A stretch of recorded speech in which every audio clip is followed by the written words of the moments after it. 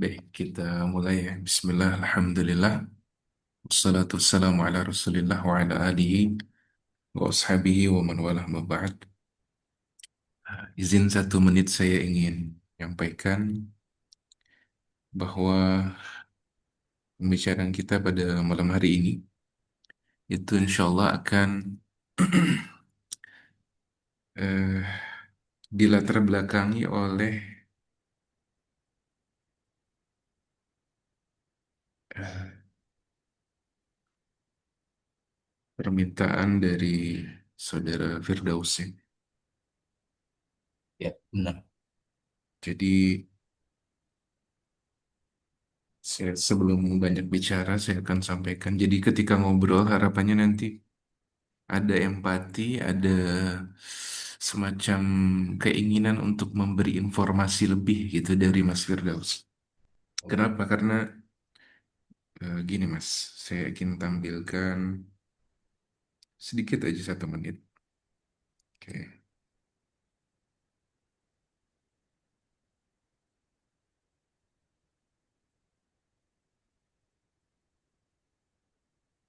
oke,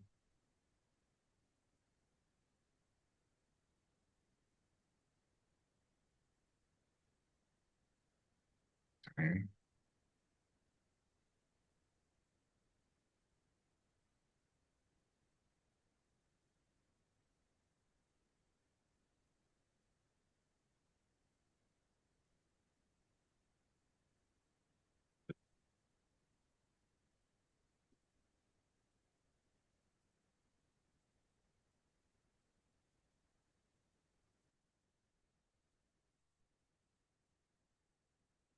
Atau saya bicara aja tanpa terus.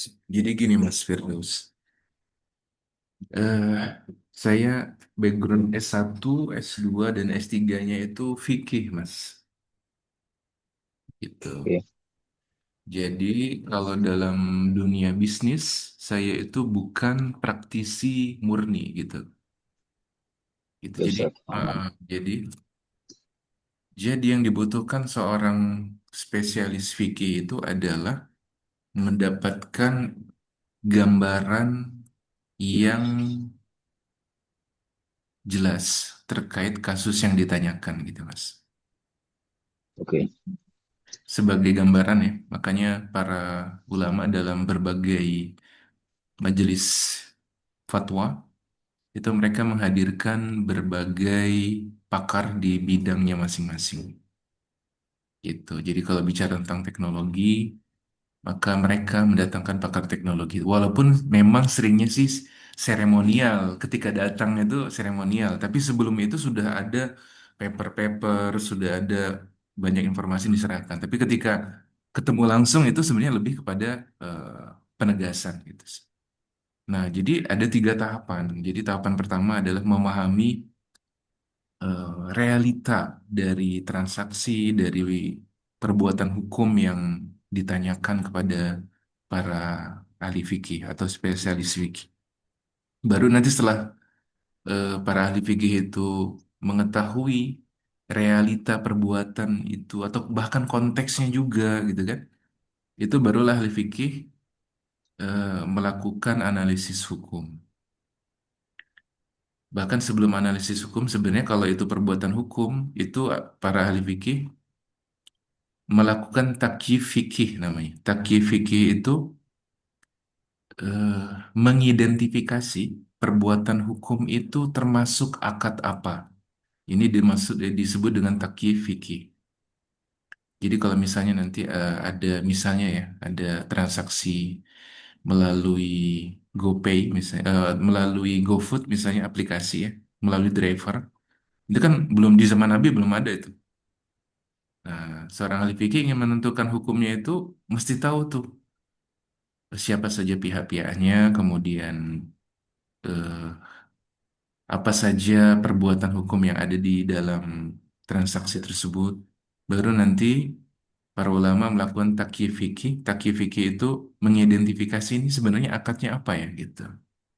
Maka nanti ada yang mengatakan riba, ada yang mengatakan boleh gitu kan, bukan riba. dan seterusnya. Itu karena mereka melakukan bahkan dalam taraf mengidentifikasi perbuatan hukum saja mengaitkannya dengan akad apa dalam Islam, itu para ulama seringkali berbeda pendapat. Meskipun jawaban itu pasti ada, Mas. Maksudnya jawaban itu pasti ada walaupun memang pada proses yang tahap kedua ini seringkali ada perbedaan pendapat gitu. Seperti Dr. Erwandi Termizi, kita contoh yang di dunia di Indonesia aja gitu ya. Dr. Erwandi Termizi, Dr. Arifin Badri, mungkin Anda juga itu kalau untuk pesan makanan via GoFood itu nggak membolehkan. Kalau saya pilih yang boleh gitu. Nah, dari tahap ini aja itu udah beda tuh, beda beda pandangan. Akhirnya nanti analisis hukumnya beda.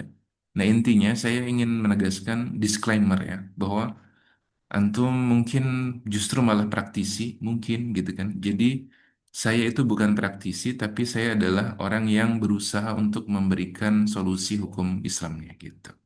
Jadi nanti ketika bercerita, jangan jangan jangan kecewa kalau saya banyak bertanya atau ada pertanyaan terkait dengan eh, ini alurnya gimana, atau sebenarnya perbuatannya seperti apa sih gitu kan. Oke, Nah, oke. Menarik, Ustaz. sebenarnya inilah yang menyebabkan kalau kita kemarin bicara tentang cryptocurrency ya waktu antum tanyain itu. Kalau Anda Mm-mm. perhatikan inilah sebenarnya yang menyebabkan gap ini yang menyebabkan satu ada ulama yang mengharamkan, dua ada ulama yang menghalalkan, dan tidak sedikit ulama yang tawakuf. Tawakuf itu Mm-mm. diem mas, nggak Mm-mm. ngasih penjelasan hukum.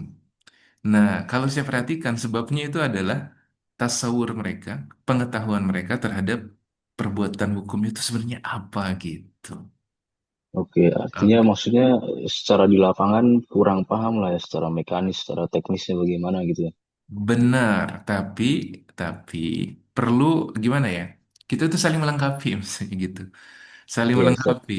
Yang jadi masalah gini juga mas, saya dari segi cerita. Saya ketemu orang keuangan juga soalnya.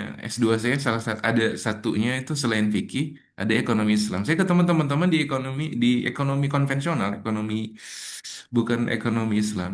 Jadi karena dia tahu tahu di lapang tahu praktiknya bagaimana, teknisnya gimana, itu kalau nggak ditegur dia kelebablasan, dia jadi ahli fatwa nantinya. Gitu. Soalnya iya, analisis ayat sama hadis itu membutuhkan usul fikih. Iya, membutuhkan kaidah-kaidah fikih. Gitu. Jadi eh gimana ya? Kita saling melengkapi lah. Iya, Ana paham, Ustaz. Oke.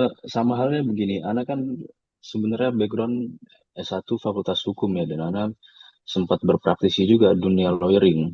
Nah, Iya. misal di dalam hukum positif Indonesia, hukum negara, ketika kita itu mau hibah, dibatasi jumlahnya 1/3. Hukum positif ini kan. Hmm. Tapi banyak banget yang istilahnya apa ya, penyelundupan hukum lah Ustaz. Tapi legal. Hmm. Caranya gimana? AJB. Jadi antara orang tua dan anak dia AJB. Hmm. Nah, kayak gitulah kurang lebih ya. Tapi kan kita secara syariat nggak tahu nih apakah ini boleh atau enggak. Yang jelas hukum Oke. negara legal-legal aja gitu kan. Oke. Oke. Jadi justru kita bisa saling melengkapi juga dalam. Jadi antum dari hukum positif ya, dari hukum positif ya. Iya, Iya gitu. iya. Oke Mas, baik Mas. Sudah kira-kira ya, sudah hampir 10 menit. Antum sekarang bicara nih, silakan. Bismillah. Bismillah, insya Allah. Nah, kebetulan Ana pada kesempatan malam ini Ana sebenarnya mau ngebahas lebih ke masalah fikih mawaris sih Ustaz. Harta Oke, benda juga. iya, Jadi iya. mungkin yang untuk cryptocurrency-nya kita mungkin di lain waktu ya, karena Aman, Ana juga aman Mas. lumayan sibuk nih. Aman Nah, Mas. sebelumnya Ustaz Ana mau tanya dulu nih, kalau untuk masalah waris, sebenarnya enaknya kita mulai dari mana dulu ya? Maksudnya supaya Ustaz juga paham juga dari segi fikih Islam ya. Hmm. Eh, kalau sebentar, Anda tanya, antum ingin belajar konsep waris atau ingin menanyakan kasus gitu Mas? Ana mau nanyain kasus sebenarnya yang ada Hmm, di hmm, keluarga hmm. Ana sendiri. Iya, iya, Gitu. iya. Oke. Kalau konsep, ya berarti saya bicara nih ya, sedikit ya. Hmm. Oke. Mungkin sedikit banyak antum sudah pernah dengar ya, tapi secara umum saya sampaikan bahwa pertama eh, terkait dengan bagian bagian warisan yang telah Allah tetapkan dalam Al-Quran, Quran surat An-Nisa ayat yang ke-11, ayat yang ke-12, ayat yang ke-176, dan dibantu dengan hadis-hadis yang banyak, hadis-hadis ya yang menjelaskan secara global dan beberapa kaidah juga. Kalau untuk bagian-bagian eh, seperdua, sepertiga gitu ya, seperenam dan seperempat, seperdelapan itu memang para ulama menjelaskan bahwa itu adalah hukum yang tidak bisa diganggu gugat. Itu versi ulama fikih loh Mas. Kalau Hmm. kalau peneliti-peneliti sekarang itu mereka ya yang bukan ahli fikih itu mulai melebar tuh, mulai melebar untuk bisa eh, menyamaratakan hak anak perempuan dengan anak laki-laki dan seterusnya. Tapi kaidah pertama yang saya akan sampaikan adalah bahwa ketetapan-ketetapan yang sudah ada dalam Al-Quran itu menurut ulama fikih itu tidak boleh diubah-ubah gitu. Itu yang pertama. Nah, kalau eh, untuk teknisnya ya, untuk teknisnya yang pertama beban-beban ya itu sebelum atau begini. Iya, ketika ada seorang meninggal dunia, beban-beban itu diidentifikasi terlebih dahulu. Beban-beban terkait dengan si mayit ya. Pertama kali Iya. itu terkait dengan penyelenggaraan jenazah. Kalau membutuhkan biaya, maka pada dasarnya diambil dari harta warisan. Kemudian beban berupa utang, utang-utang yang secara mutlak yang tidak ada jaminannya. Atau ada utang-utang yang ada jaminannya, maksudnya harta warisan, ada harta si mayit semasa hidup itu dijadikan jaminan. Kemudian juga beban berupa harta zakat yang belum ditunaikan. Oke, harta zakat yang belum ditunaikan. Zakat mal ya, bukan zakat fitrah. Zakat mal, bukan zakat fitrah. Zakat mal. Itu juga termasuk beban-beban. Nah, itu pertama kali dikeluarkan, dilunasi terlebih dahulu dari harta warisan. Setelah itu selesai, baru ke langkah berikutnya yaitu mengidentifikasi apakah ada wasiat atau tidak. Gitu. Wasiat itu nanti ya perlu dia juga hukum-hukumnya kan. Kalau wasiat terhadap ahli waris itu wasiat yang terlarang. Para ulama beda pendapat apakah dianggap sah atau tidak sah secara mutlak. Atau dianggap sah dengan ya, dianggap sah yang pertama tadi ya, dianggap sah dengan persetujuan ahli waris yang lain. Atau batasannya nanti kita lihat seberapa gitu. Apakah lebih dari sepertiga atau tidak gitu kan. Kemudian setelah wasiat semua sudah diselesaikan, kalau masih ada sisa dari harta warisan, maka itulah yang akan dibagikan kepada ahli waris dengan perhitungan yang sesuai dengan tuntunan syariat. Gitu sih, Mas. Secara umum seperti itu. Oke, Ustaz. Cuman kan eh, terkadang setiap keluarga itu emang punya permasalahan yang beda-beda sendiri gitu. Mhm, Apalagi kita Indonesia kan, orang Indonesia ya begitulah. Ada mhm, istilahnya pakai dulu aja. Kalau kita kan suka begitu kadang. mhm, Nah, mhm. gimana kira-kira kalau misalkan Ana share screen deh, karena Ana sempat bikin bagan gitu kan sebenarnya supaya bisa clear karena ini bermulanya itu bukan dari orang tua Ana sebenarnya, tapi dari generasi atasnya lagi dari kakek nenek. Iya, iya. Silakan, Mas. Itu Silakan. Ustaz, coba Ana izin share screen ya.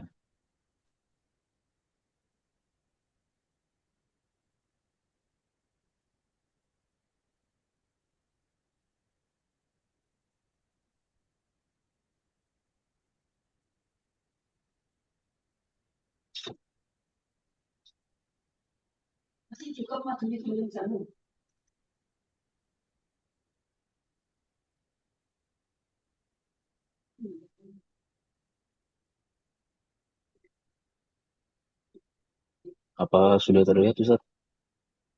Iya, sudah. Tapi kalau di Zoom nggak Oh, semua terlihat ya. Ini pakai, iya. ya. Ah, sorry.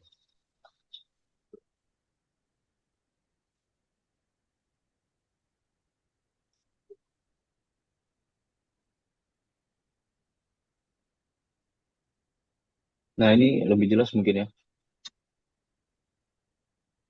Hmm, iya, Halo? walaupun memang belum semua terlihat sih. Oke. Hmm. Jadi begini Ustaz, Ana izin ceritakan dulu. Hmm, hmm. Jadi ini Bagan yang di paling atas ini kakek Ana. Ini nenek. Ini kakek juga, tapi suami kedua setelah kakek Ana yang pertama wafat. Oh iya, maaf Nah, Mas, mungkin bisa disebut baca nama karena ini kan direkam nih. Maaf, misalnya antum menunjuk Afwan ya. Kalau antum tunjuk misalnya M Farhan, antum baca gitu. Karena oke nanti oke. akan terbaca oleh aplikasi. Kalau ditunjuk aja nggak disebut, dia nggak terbaca gitu. Oke oke Oke, oke. agar Udah terekam juga begini ya. ya. Iya. Nah, nah jadi ini M Farhan ini kakek Ana. Hmm. Suami pertama dari nenek Ana, Soem. Nah, setelah kakek Ana yang pertama ini meninggal, nenek Ana menikah lagi dengan Hilal. Ini suami keduanya, ini kakek Ana juga. Nah, dari pernikahan pertama ini, nenek Ana punya empat anak. Anak pertama itu Dodi Firdaus, Aba Ana nih. Aba Ana Hmm. menikah dengan Ibu Ana, Stuti. Kemudian punya anak satu, Ana, Daus. Hmm. Kemudian bercerai, cerainya pada saat masih hidup. Hmm. Kemudian Aba Ana menikah lagi dengan istri keduanya Mutiara dan punya tiga anak, yang satu perempuan, dua laki-laki. Nah, kemudian ada anak kedua, ini namanya Adi, menikah dengan Monica, punya dua anak, satu perempuan, satu laki-laki. Yang perempuan V, yang laki-laki Gangan. Nah, kemudian anak ketiga nenek Ana ini perempuan, Ratna, menikah dengan Melvin Kodarullah. Sampai saat ini sama Allah belum diberikan keturunan ya. Hmm. Hmm. Nah, yang terakhir, anak keempat, ini namanya Gali, menikah dengan Win. Win ini istri pertama, cerai hidup juga, punya dua orang anak laki-laki, Hmm. Farhan dan Fauzan. Nah, kemudian setelah itu menikah lagi dengan Maya. Nah, Maya ini statusnya janda Ustadz dan udah membawa anak gitu dari suami yang lama. Anaknya ini perempuan, namanya Aski. Jadi anak tirinya Amiana nih, si Ami Gali. Nah, kemudian dari eh, keluarga ini Ustadz, iya kan? Jadi di keluarga ini ada aset yang sebenarnya semua aset itu punya nenek Ana dan suami pertamanya. Nah, beberapa dari aset itu ada yang sudah dihibah ke anak-anaknya dan memang nenek Ana juga eh, sempat belikan gitu, memang belikan aset untuk anak-anaknya. Nah, beberapa juga ada yang sudah dijual. Nah, jadi yang mau Anda tanyakan itu yang atas nomor satu ini atas namanya kakek Anda, M. Farhan. Ini orang yang sudah meninggal. Kemudian sisanya selebihnya itu namanya nenek Ana. Hampir semua nama nenek Ana kecuali yang bagian ini. Jadi ini dulu nomor 6 ini ceritanya. Aba Ana dihibah sama kakek Ana yang Farhan. Kemudian setelah kakek Ana meninggal karena masih ada utang di bank yang belum dilunasin, rumah ini diminta lagi sama nenek Ana. Untuk apa? Untuk dimasukin ke bank lagi dan kreditnya itu dipakai untuk bank yang atas nama kakek Ana. Ada sisanya untuk pembangunan ini, iya kan? Nah, kemudian rumah yang nomor 5 ini statusnya Abah Ana beli di Jakarta itu setengahnya uangnya Abah Ana, setengahnya uangnya nenek Ana. Nah, kemudian yang nomor 7 ini juga punyanya nenek Ana, cuman udah dihibah ke tante. Nah, termasuk yang nomor 8 juga. Nomor 8 ini sebenarnya bukan hibah ya, tapi nenek Ana belikan pemanah rumah dengan cara KPR. Nah, hampir semua yang udah dihibah ini itu sebenarnya masih atas nama nenek Ana. Eh, istilahnya anak-anaknya ini dikasih izin tinggal lah gitu di situ. Tapi pengurusan semuanya masih nenek Ana. Kecuali yang nomor 6 Ustadz. Yang nomor 6 ini walaupun atas namanya Abah Ana udah dihibah kan udah masuk ke bank lagi. Nah, cuman Abah Ana nggak pernah tempatin ini rumah. Karena Abah Ana udah merantau ke Jakarta. Nah, posisinya ini rumah ada di Bali gitu kan. Nah, untuk yang rumah nomor 8 ini memang KPR-nya atas namanya Om Ana. Sertifikat juga udah atas namanya Ami Ana nih si Gali. Cuman sampai saat ini yang bayarin Nenek Ana gitu. Nah, dulunya sebelum rumah ini, Om Ana yang gali ini sempat dibelikan ruko sama Nenek Ana. Tapi udah dijual, itu uang hasil jualnya untuk bayar bank juga.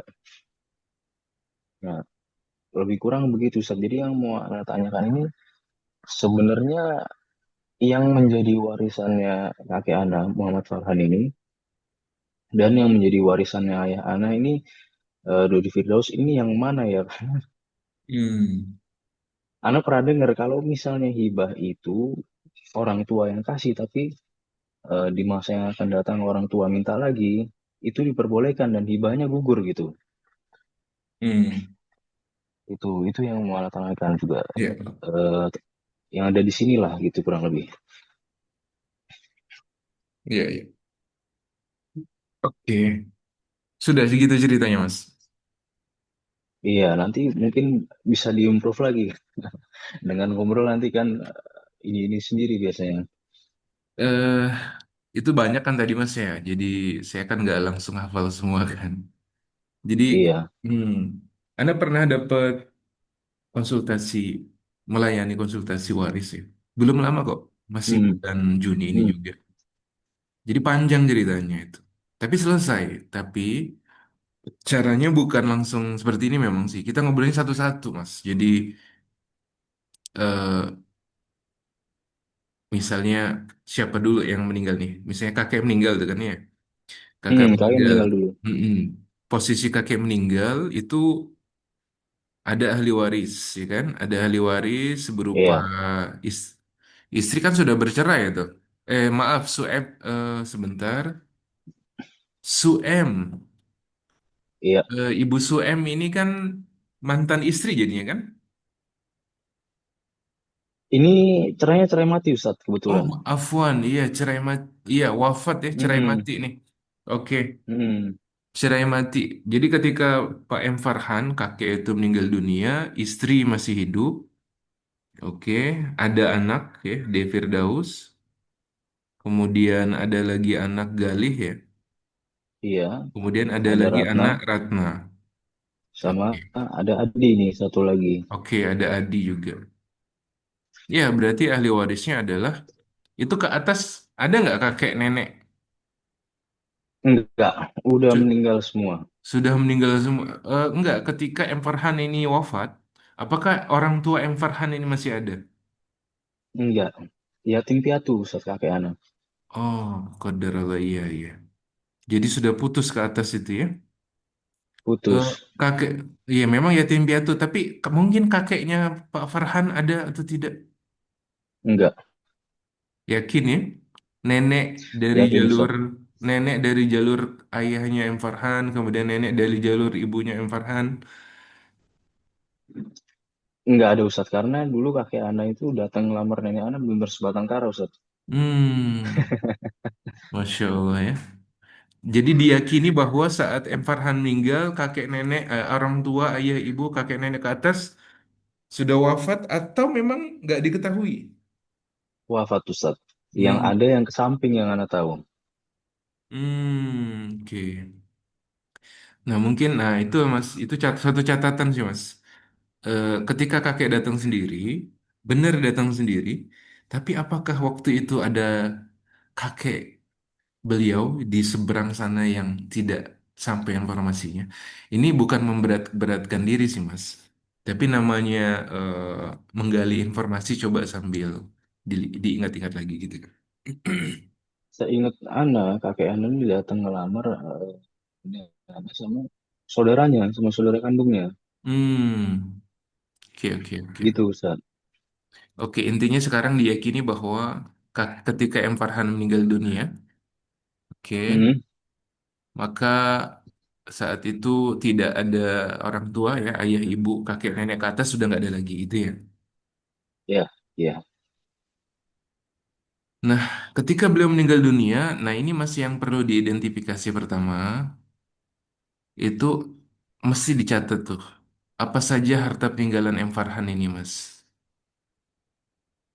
Nah, harta tinggalan ini Ustaz yang mesti Ana tanyain lagi karena kalau yang namanya M. Farhan ini hanya ada satu ini yang paling atas. Oke. Atas nama bukan, Selebihnya sebentar. gimana? eh Nama dia gimana ya? Sertifikat yang nama yang ada di sertifikat itu nggak serta-merta menunjukkan dia pemilik aslinya sebenarnya kan? Eh, Kalau ini secara fikih Islam begitu ya. Kalau negara kan agak beda nih hukum positif. nah, j- jadi gini Mas. Iya, Anda paham sih. Anda pernah ngobrol sama teman-teman di hukum positif, kemudian di akuntansi juga. Jadi kalau kita bicara tentang hukum fikih, maka yang kita jadi patokan adalah hukum Islamnya gitu. Nah, jadi Oke, itu yang jadi itu yang perlu jadi perhatian bahwa ketika ada sertifikat atas nama siapa, itu belum tentu dia yang memiliki. dan memang itu yang Ana mau cari tahu kan. Karena misal Hmm, lo kalau secara hukum positif Ana paham lah hmm, gitu kan. Tapi secara hukum syariatnya Ana ini berusaha jangan sampai eh, ada perpecahan gitu atau ada memakan harta secara batil juga kan di iya, keluarga Ana ini. benar. Nah, itu berarti gini, Mas. Memang antum perlu tahu siapa orang yang paling tahu tentang alur dari kepemilikan harta itu gitu. Yaitu kita Oke, cuma itu aja sih usaha kita. Kan Allah nggak membebani kita kecuali yang kita mampu gitu kan. hmm, Nah, ketika kita dapat satu orang yang paling tahu alurnya dan dia orang yang jujur, ya kan, baru kita ngobrol sama dia tuh. Antum ngobrol sama dia oke. tentang tentang toko ini atau ruko ini misalnya. Ini memang atas Jadi nama kakek ya, atas nama M. Farhan. ya, Tapi apakah Ana benar? Apakah benar ya, dia pemiliknya? Karena banyak kasus ternyata ada satu toko, satu ruko, satu rumah dibangun bersama-sama dengan istrinya. iya, Maksudnya iya, ada sumbangsi harta dari istrinya. Itu banyak terjadi itu. iya. Ana Ah, coba sih. cerita sedikit dulu ya. Mhm. Jadi walaupun posisi Ana di cucu di sini Ustaz, karena ibu Ana sudah berpisah sama bapak dari Ana masih balita. Jadi selama Ana hidup nih Ana dirawat sama kakek nenek nih, sama Hmm. M. Farhan. Ini Iya, nggak lama.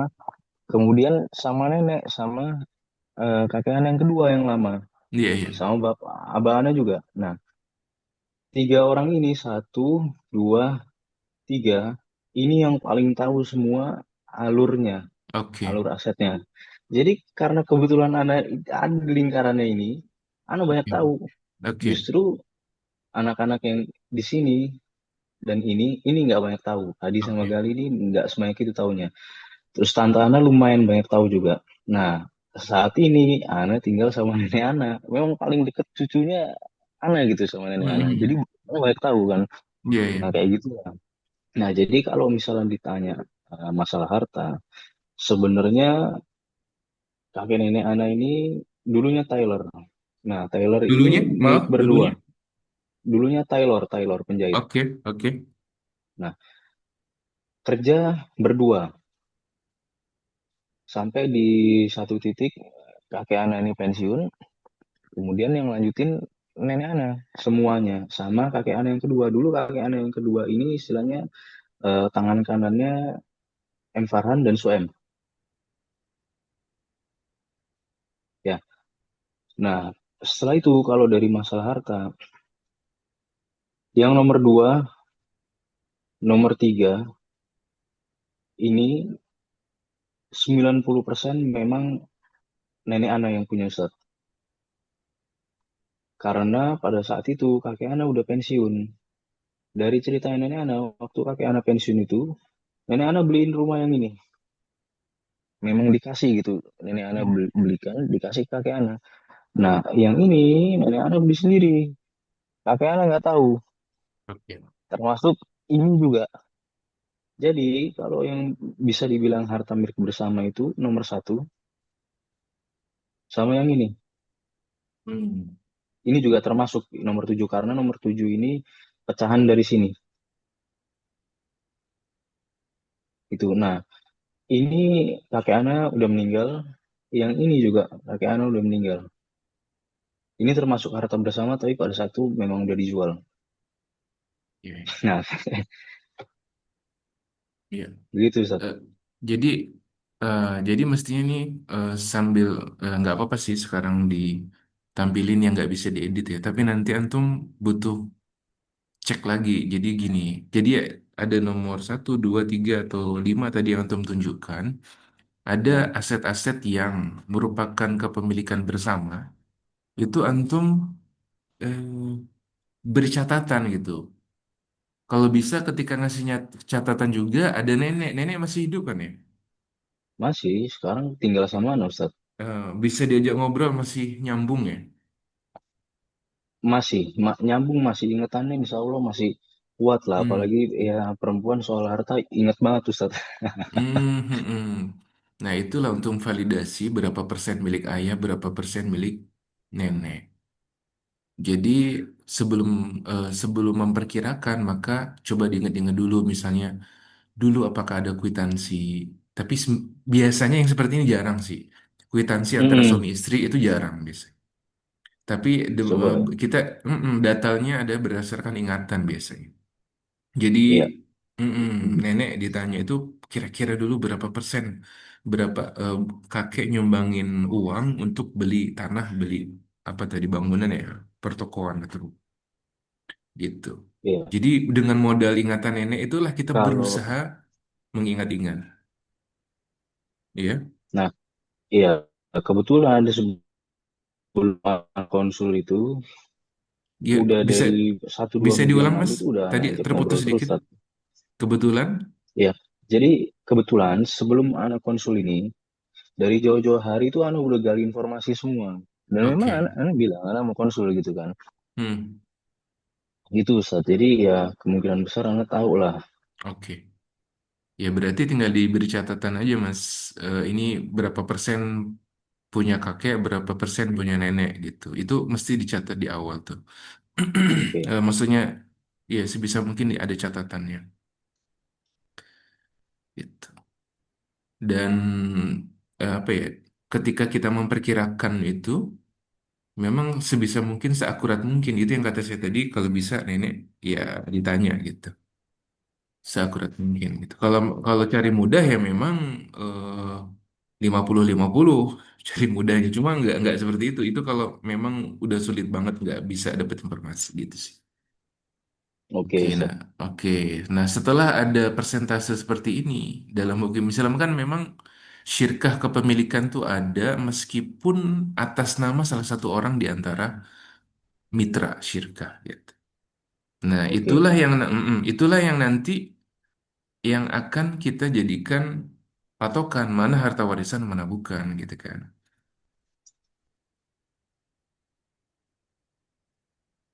Oke, nah setelah itu Ustaz, yang Ana mau tanya juga. Tadi kan Ana sempat mention bahwa ketika orang tua hibah ke anak, tapi ditarik kembali hibahnya, apakah benar itu menjadi batal gitu hibahnya? Istilahnya nggak sempurna hibahnya, dan itu Hmm, kembali menjadi miliknya orang tua gitu kan? hmm. Itu pertanyaan antum ya. Iya, Oke, jadi Nabi pernah mengatakan kepada seorang sahabat atau sahabiat ya, sahabat, anta wa maluka li abik. Engkau dan dirimu adalah eh, engkau dan hartamu adalah milik milik orang tuamu, milik ayahmu. Berdasarkan hadis ini, para ulama berbeda pendapat apakah otomatis menjadi milik orang tua itu harta anak atau tidak demikian gitu. Mayoritas ulama mengatakan bahwasanya Harta anak itu nggak otomatis jadi milik orang tua gitu loh. Tapi Oke. orang tua boleh, ya boleh ngambil untuk kebutuhannya, selama memang kebutuhan anak itu terpenuhi gitu. Tapi nggak otomatis. Nah, selama anaknya ridho, ya itu jelas ya, sebagaimana hibah pada umumnya. Kalaupun anak tidak ridho, ya, anak tidak ridho berdasarkan hadis Nabi tadi, itu Asy-Syaikh bin Utsaimin rahimahullah taala mengatakan bahwa tidak ada sebenarnya eh, hukum utang piutang antara anak dan orang tua. Itu kata beliau. Itu pendapat memang bukan pendapat mayoritas ulama ya, tapi nasnya, teksnya itu jelas gitu, bahwa sebenarnya tidak ada hukum utang piutang antara anak dan orang tua. Gitu sih, Mas. Jadi kalau ditanya tadi ditarik ya, tadi ditarik lagi sama nenek.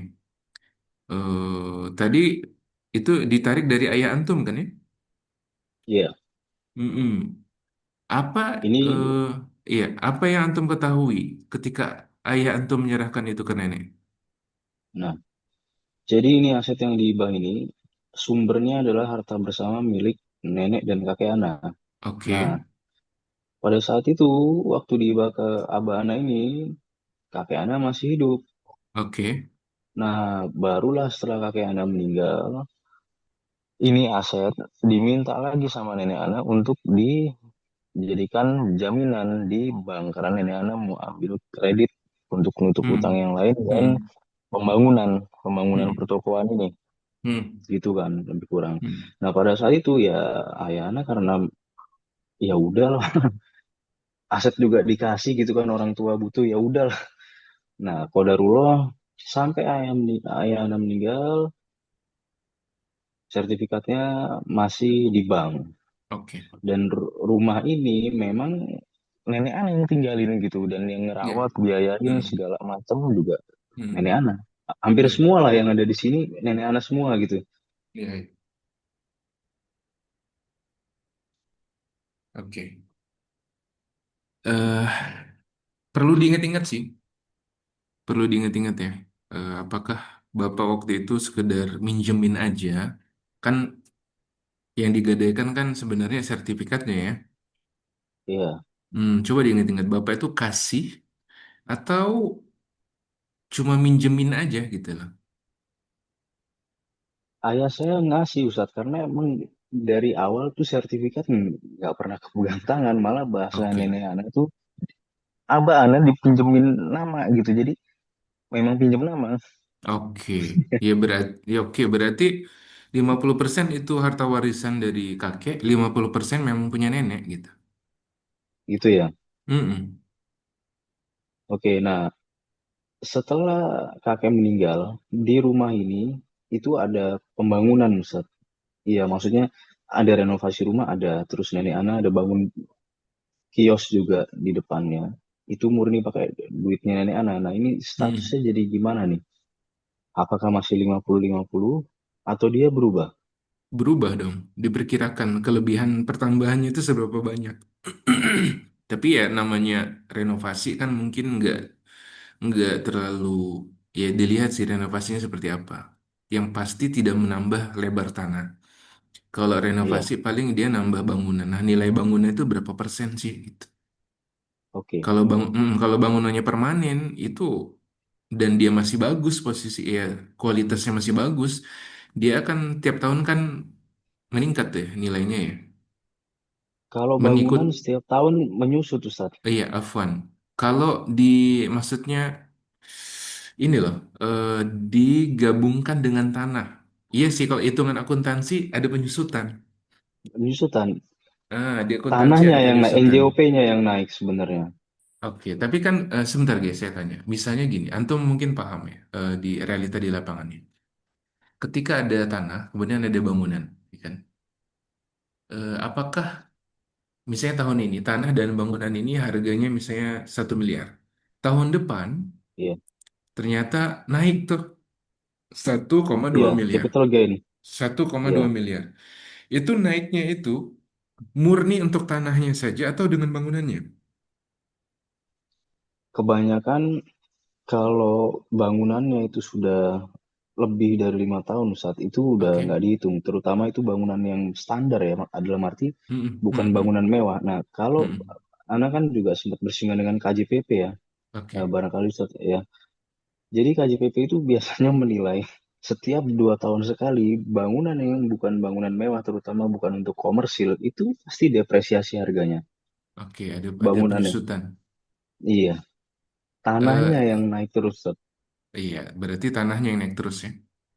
Ya, Ya, tinggal dilihat aja sih, Mas. Gimana ya?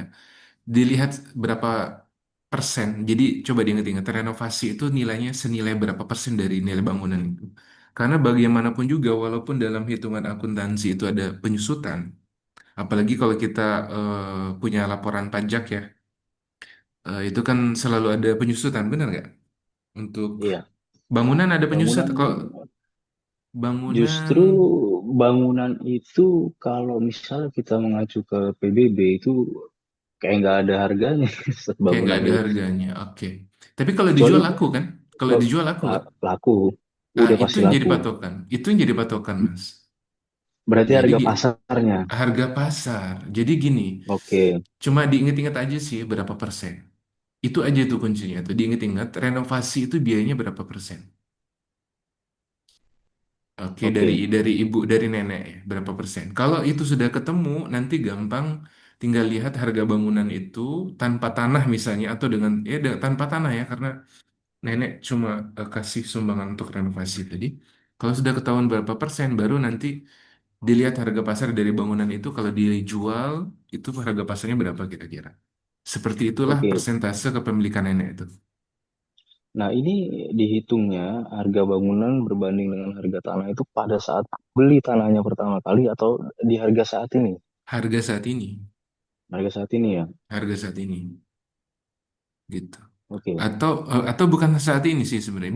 Ya saat ini karena kita ngobrol sekarang. Tapi kalau ternyata nanti untuk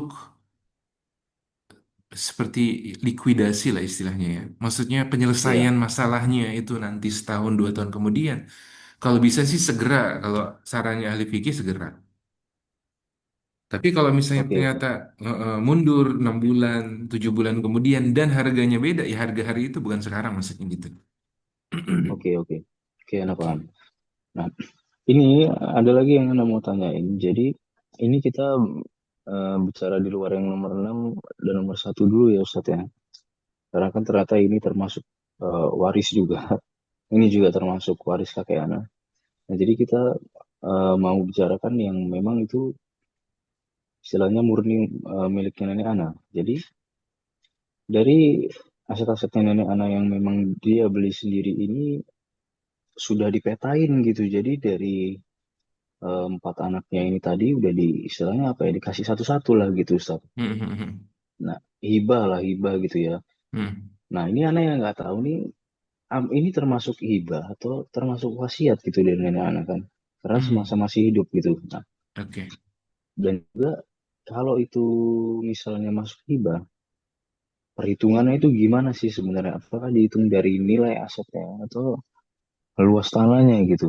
Dan tata caranya sesuai fikih itu gimana gitu? Iya, ya, saya jawab ya, saya bicara ya. Ya, Jadi kalau nenek ya, untuk menghibahkan ke anak-anaknya, pertama perlu dilihat niatnya menyerahkannya itu kapan. Jadi kalau si pemberi hibah berniat menyerahkannya saat si pemberi hibah atau ketika si pemberi hibah nanti wafat atau setelah pemberi hibah wafat, maka itu adalah wasiat walaupun disebut hibah, walaupun tekstualnya hibah. Tetapi ketika oke, diniatkan untuk diserahkan setelah wafat, maka itu wasiat. Jadi perlu tahu apa niat dari si nenek itu yang menghibahkan. Kalau nenek itu niat menghibahkan saat nenek itu masih hidup, maka hibah itu sah. Hibah itu sah saat nenek masih hidup dengan catatan sudah ada serah terima. antara nenek dengan anak-anaknya. Nah, serah terima itu ada dua macam. Ada serah terima secara hakiki. Jadi kalau kita pegang uang, menyerahkan secara hakiki ke lawan akad, kita serahkan dengan tangan kita, lawan akad pegang uangnya gitu. Atau serah, itu kan uang ya. Kalau rumah kan tanah nggak bisa tuh diserahin, dipakai seperti menyerahkan uang. Maka Iya. tata caranya kembali kepada orf atau kebiasaan masyarakat. Misalnya dengan mengosongkan rumah itu untuk ditinggali oleh si anak yang akan menerima hibah. Atau seperti yang ditulis di sini sepertinya dengan balik nama atas nama anak-anak itu saat si pemberi hibah masih hidup, oke, maka itu adalah serah terima gitu. Dan hibahnya sah. Oke. Perpindahan kepemilikan itu. Ini saya bicara dalam dalam bingkai fikih ya. Hibah itu sah apabila sudah ada serah terima, baik secara hakiki ataupun hukmi. Hukmi itu dengan balik nama misalnya. Itu hukmi itu. Oke. Memang nggak ada serah terima secara hakiki. Maksudnya rumahnya nggak dikosongin, nggak. Tapi ternyata sertifikat nama ada balik balik nama sertifikat tuh, gitu. Oke, nah itu juga termasuk serah terima dan hibahnya sah. Tapi dengan catatan Berarti juga sedikit lagi dengan catatan juga harus adil ya. Kalau belum ah dilaksanakan, sebentar saya mau bicara. Kalau belum dilaksanakan itu harus adil. Kalau ini belum yang Anda nggak dilaksanakan, paham nih. kalau belum dilaksanakan, maka catatan pentingnya harus adil. Adil itu gimana? Sama, sama rata antara anak laki-laki dan anak perempuan. Nah, ini bedanya hibah dengan warisan. Kalau warisan itu kan 2 banding 1 anak laki perempuan kan. Nah, Nah, kalau hibah itu sama rata 100% sama pokoknya. Nilainya sama, semuanya sama. Itu anak laki-laki, anak perempuan. Ini kalau belum dilaksanakan. Kalau sudah dilaksanakan, oke, ternyata ada tidak adil, maksudnya terjadi ketidakadilan. Itu ulama beda pendapat. Apakah anak yang terzalimi, maksudnya dalam arti tidak mendapatkan harta hibah yang lebih banyak itu berhak mengklaim atau tidak? Bahkan lebih ekstrim lagi, kalau si pemberi hibah sudah wafat, para ulama beda pendapat. Itu hibah yang kelebihan pada saudara yang lain, apakah itu menjadi ahli waris, menjadi harta warisan atau enggak gitu? Nah, itu lama beda pendapat. Nah, saya memilih pendapat yang mengatakan bahwa kalau sudah ada serah terima, meskipun tidak sama rata, tidak adil, maka serah hibahnya sah, kepemilikan juga sah, hanya saja memang yang bersangkutan berdosa. Siapa yang berdosa? Si pemberi hibah karena nggak adil tadi. Gitu. oke. Berarti case-nya itu mirip dengan yang nomor 6 ini ya, rumah yang memang sudah dibalik nama ke Abana, walaupun secara fisik nggak dikuasai rumahnya gitu kan. Mm-mm. Nah, untuk rumah yang nomor 6 ini tadi kan Anda bilang nenek Ana sempat bilang ya udah memang pinjam nama gitu. Tapi di satu sisi nenek Ana juga menganggap ya udah itu memang udah dihibah.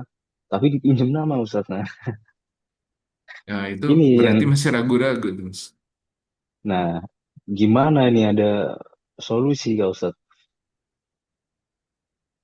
Eh, Coba nama ini nomor ternyata Pak Firdaus, D Firdaus lebih dari satu ya terima hibah ya. Sebenarnya nggak lebih dari satu yang memang hibah sampai murni hibah itu yang nomor 6. Tapi Mm-mm. yang nomor 5 ini ceritanya Abah Ana waktu itu mau beli rumah Ustaz di Jakarta. Nah, kurang dananya, akhirnya nenek Ana tambahin dana buat beli rumah itu. Mungkin jumlahnya 50% ya. Hmm, Gitu kondisinya Ustaz. Tapi memang oke, rumahnya atas nama Abah Ana udah. ya udah, oke. Ya berarti karena Abah sudah meninggal, nenek aja ditanya tuh niatnya waktu itu apa sih gitu. Kalau sekedar nenek itu formalitas aja ketika ngambil lagi, ngambil rumah itu berarti sebenarnya status kepemilikan rumah nomor 6 itu masih punya D. Firdausat, masih hidup. Jadi nenek cuma pinjam nama, kemudian menggadaikan kembali, ya kan? Itu nenek itu, coba tanya nenek. Nenek itu niatnya apa? Niatnya ngambil apa? Cuma pinjam aja sih, pinjam sertifikatnya aja gitu. Itu nenek kan masih hidup tuh, segera ditanya gitu. Hmm. Kalau nenek niatnya cuma, Berubah-berubah Ustadz jawabannya. oh berarti Ya nggak seperti yang Anda tetap. bilang tadi, iya ragu-ragu. Hmm, Ragu-ragu maksudnya begini, kalau memang dihibah, tapi di satu sisi nenek ini masih ya kuat gitu. Ini merasa ini dia yang beli hasil keringatnya sendiri gitu. Sebenarnya oke. Anda melihatnya itu bukan hanya dari omongan, tapi dari aksinya juga. Jadi kalau rumah Hmm, ini, hampir dari semua aset ini, anak-anaknya mau rubah atau mau manfaat untuk apa, nenek ini cenderung enggak, jangan. Kalian nggak ngerti gitu. Jadi maksudnya ya berat lah. oke. Iya, sampai di sini berarti itu memang balik lagi ke nenek itu. Oke, berarti Mm-mm. bisa diartikan gimana nih miliknya Eh, nenek lima kakek? puluh persen aja, Mas. 50% aja. Karena 50%-nya kan harta warisan, kan? Oke, oke, oke. Ya, Mm-mm. yang maksud Anda berarti hibahnya ini hanya numpang nama gitu kan jadinya kalau begitu. Iya, formalitas berarti. Oke. Nah, ini kita kayak bentar lagi nih Ustadz waktunya nih. Oke, aman, Mas, aman. Jangan lupa yaitu 50-50 berarti kan ada sebagian harta warisan, sebagiannya bukan, Memang gitu punya kan? nenek gitu. Ya. Mm-mm, yang punya nenek. Ada satu hal lagi yang Anda mau tanya. Jadi ini kan aset yang nomor 6 ini ada kontrakannya lah depan kios gitu ya atau ruko kecil. Nah, salah satu penyewa ini Ustadz, dia ini jual alat-alat untuk sembahyang. Kalau di Bali itu kan istilahnya orang kan ada sembahyang Hindu ya, Anda kurang paham juga. Tapi intinya dia jual itulah. Nah, ini kondisinya gimana nih Ustaz? Apakah kita tolong menolong dalam kesirikan? Iya, jelas. Tolong menolong itu. Nah, Mm-mm. ada ada solusi Ustaz kalau udah terlanjur gimana nih? Karena pada saat itu ya nenek yang ambil keputusan gitu. Hmm. Solusi itu sebenarnya pertama ya edukasi, nyampein dulu ke nenek kan secara teknisnya begitu, biar langkah selanjutnya lebih mudah gitu kan, biar nenek juga berusaha untuk memahami. Jadi dalilnya itu di Quran surat surat Al-Maidah ayat yang kedua, wala ta'awanu 'alal itsmi wal 'udwan itu. Janganlah tolong menolong dalam perbuatan dosa dan permusuhan. Para ulama fikih itu menyebutkan ayat ini ketika ya menjelaskan hukum tentang haramnya menjual alat-alat kesyirikan, fasilitas maksiat dan alat-alat kesyirikan. Nah, jadi kalau ditanya hukumnya haram, haram udah jelas gitu kan. Tadi Hmm, satu tadi edukasi, yang kedua apa yang diedukasikan tentang keharamannya itu. Teknisnya gimana? Nah, kalau teknisnya sebenarnya kalau mengacu kepada hukum fikih, ya sesegera mungkin diputuskan akadnya gitu. Maksudnya aktivitas itu, aktivitas menggunakan ruko itu diputuskan. Tapi bukan berarti tanpa kompensasi. Jadi diputus dengan adanya kompensasi. Ini kita ngobrol ini dulu nih, di luar nanti secara kompositif, kemudian maslahat mudaratnya gimana itu nanti. Tapi inilah langkah awalnya sebenarnya yang berusaha untuk ditempuh. Karena kita sebisa mungkin tidak membiarkan kemungkaran itu gitu loh. Dan kita tidak menolong mereka dalam kemungkaran dengan menikmati uang hasil sewa yang ada, yang udah dikasih. Jadi sebisa mungkin memang di stop, pembatalan sepihak tuh jadinya jatuhnya. Memang mereka nanti berhak ya melakukan gugatan secara hukum ya. Tapi secara seperti gitu ya. iya, secara hukum fikih memang urutannya begini nih kita. Kita putusin balikin kompensasinya itu, balikin uang yang sudah diberikan. Nah, ini memang hukum fikihnya begini, tapi secara kontekstual perlu ada penyesuaian, gitu kan? Apakah akan banyak mudaratnya atau tidak, gitu kan? Apakah akan menimbulkan keburukan untuk nenek dan keluarga atau tidak gitu kan sampai terjadi pembunuhan dan lain sebagainya misalnya kan. Kalau ternyata keburukannya lebih besar maka berarti tinggal nunggu aja. Itu berapa lama sih sewanya? Berapa lama tuh mas Oke, sewanya? 2 tahun sih Ustaz. Oh, 2 tahun. Tahun depan habis lah. Tahun depan habis dan itu berarti pastikan itu yang terakhir. Iya, artinya kita nggak usah perpanjang kan gitu. Nggak usah perpanjang benar. Status hartanya berarti haram dong Ustaz sebenarnya kan. Maksudnya uang sewa yang kita terima. Iya benar mas.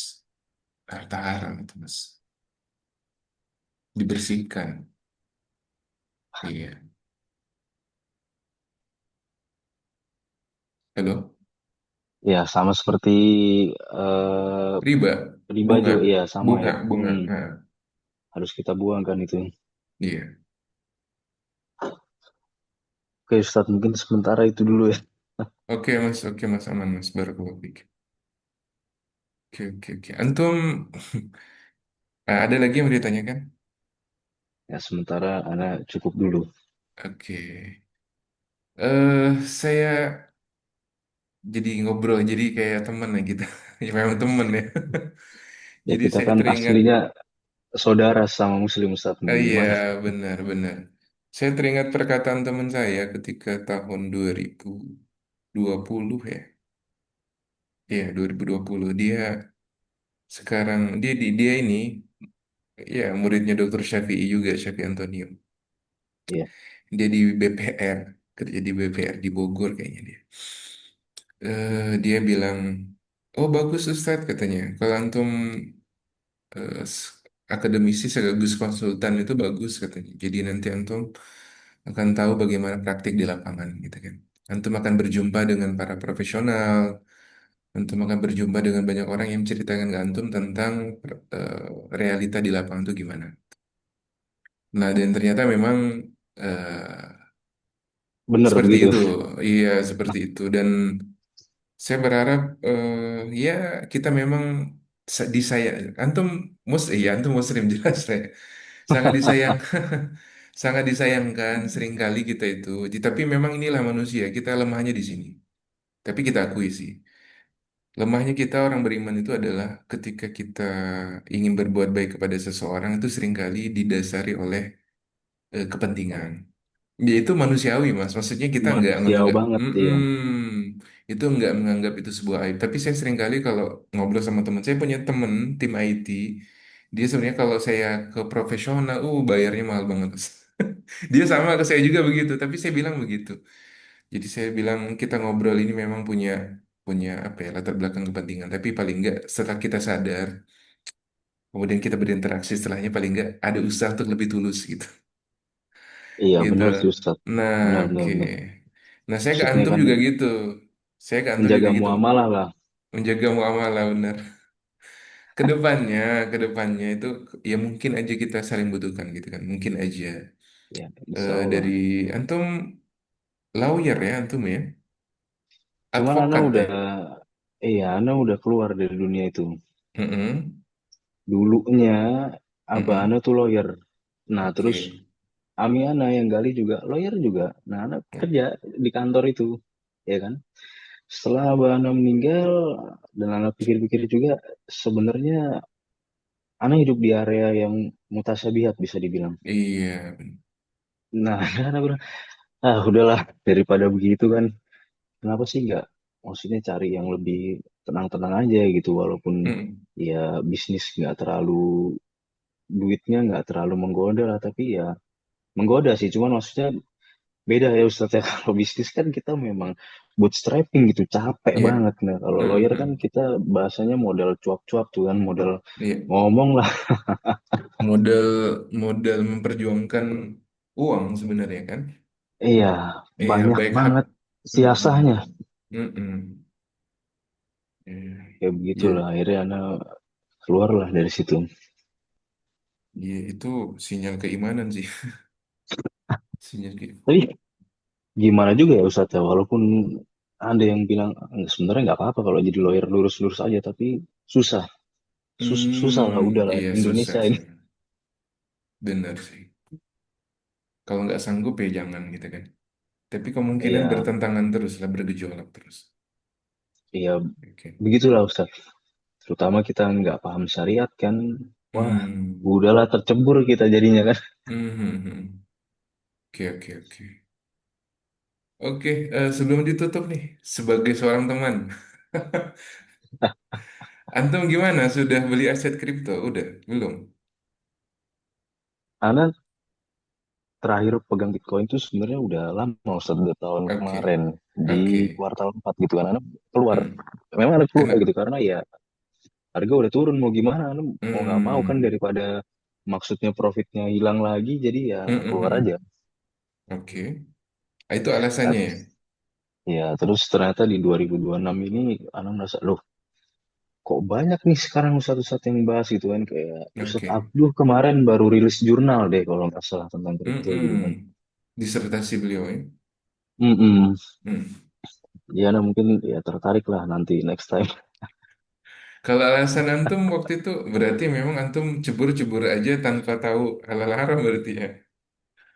Memang waktu itu anak nggak Nggak berarti. nguasain, maksudnya iya nggak Hmm. pernah merhatikan fikih muamalah gitu. Oke, Karena oke, pikirnya kan ya udah nggak ngerugiin orang gitu kan, beli oke. juga pakai uang sendiri gitu. Hmm. Ya, ya. Oke, nanti kita berbagi informasi aja di lain kesempatan, insyaallah ta'ala. Oke, siap siap siap Oke, siap Ustaz. oke Mas. Jazakallah khairan, barakallahu fiik, Mas. Siap Ustaz, Ya, jazakallah ya. Ustaz. Sampai Jadi, ketemu lagi kita di iya, lain waktu. terakhir-terakhir antum tinggal di Bali ya? Anak mobile sebenarnya Ustaz, kadang di sini, kadang di Hmm. Jakarta, kadang ke Jogja Oke. juga. Khairan, insyaallah, barakallahu fiik. Oke, Oke. siap Ustaz, barakallah Ustaz. Fiikum, barakallahu.